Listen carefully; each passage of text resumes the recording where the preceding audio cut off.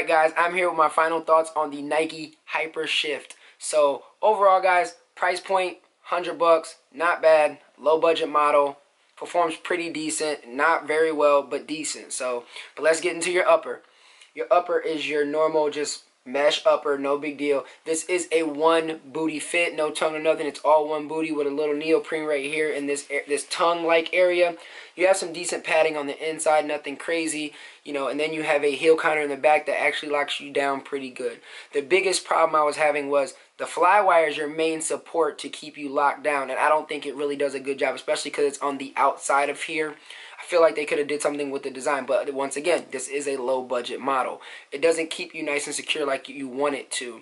I felt myself sliding, like my foot was sliding back and forth. I even stubbed my toe in this shoe, so I actually took it off in the second half of my game. All that footage you saw was from the first half. So the second half, I changed to a totally different shoe because it started bothering me. So this definitely will be a shoe I'm taking out of my rotation.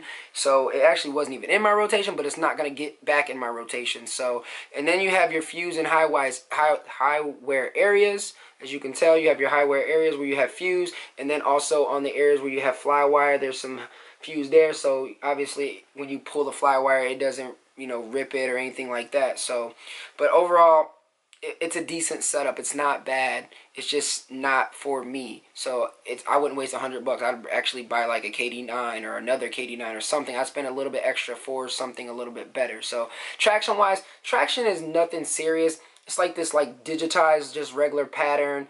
Nothing crazy. I felt like I was wiping a lot. It's decent on grip, but I felt like I was just wiping a little too much. Now, when it comes down to low profile to the ground feel, you definitely get a lot of court feel.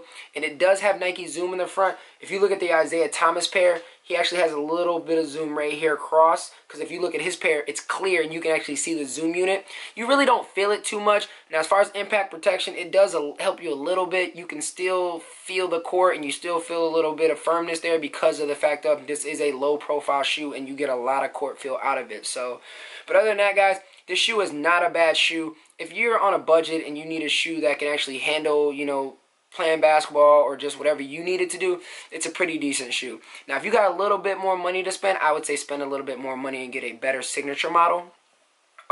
If anything's coming up, obviously you have the PG1, which is the Paul George. That's going to be 110. So paying 10 more extra bucks and you get a lot more for it, that would be something. Even spending 120 on a Kyrie, that would be a little better. Or even going over to the Lillard, those are still cheap. You spend an extra 10, 15, 20 bucks somewhere around there, depending on a coupon. So, but out of everything, in my personal opinion, I would not hoop in this shoe unless it was like the last resort. So that's my personal opinion. If you guys got any questions, comments, just ask them or write them down below. Make sure you like, comment, and subscribe, and stay tuned for further content. And if you guys haven't caught the Curry Low unboxing I did, check that out. And make sure you subscribe so you don't miss out on the performance review. So other than that, guys, it's Love My Kicks, man. I am out.